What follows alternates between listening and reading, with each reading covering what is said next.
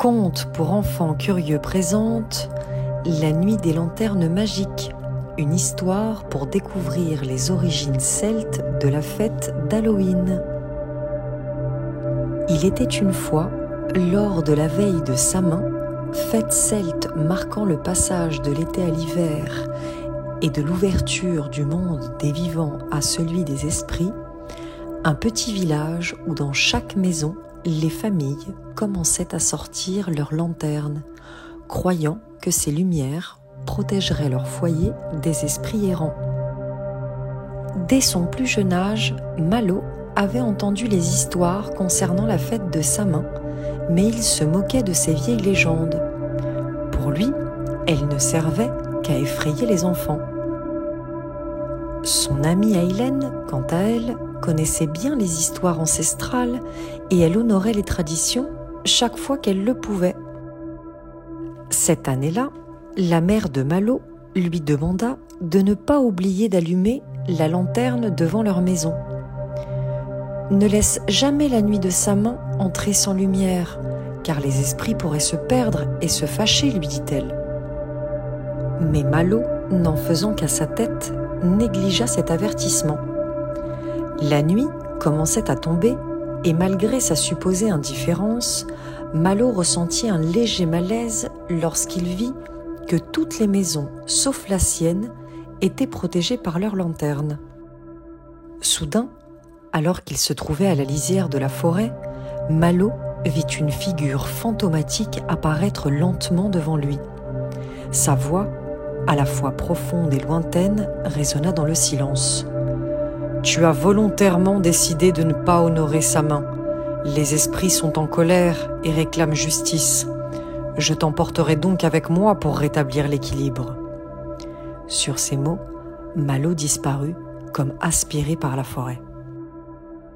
En rentrant, ne voyant pas de lanterne devant sa demeure, la mère de Malo craignit le pire et partit immédiatement à sa recherche.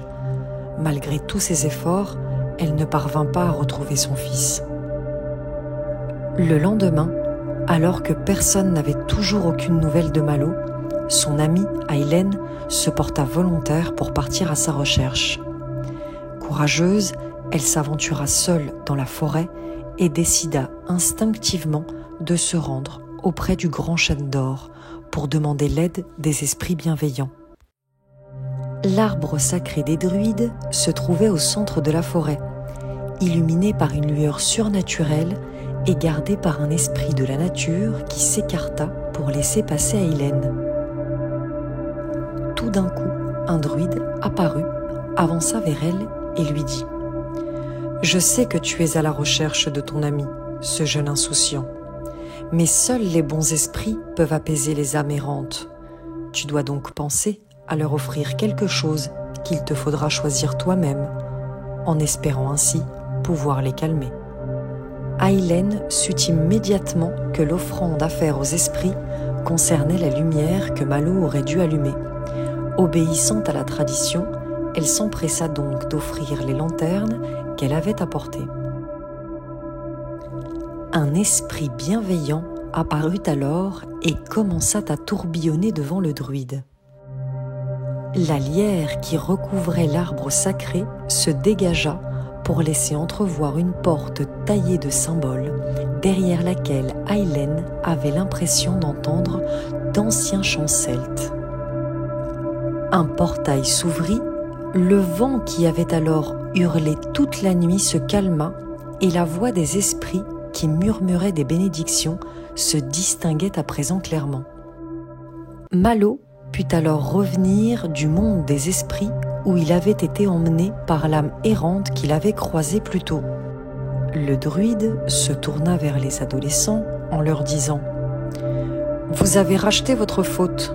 Rappelez-vous toujours que Samhain est un temps pour respecter l'équilibre entre les mondes. » Désormais conscient de l'importance des traditions, Malo fit la promesse de toujours respecter Samhain et ses mystères.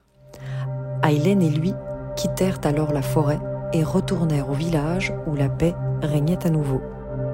Chaque année, la même nuit, Aylen et lui veillèrent à ce que la lumière des lanternes guide les esprits et protège leur village. Ils racontèrent cette histoire à leurs enfants et à leurs petits-enfants, veillant ainsi à ce que la tradition se perpétue et à ce que la lumière règne toujours le soir de la fête de Samin.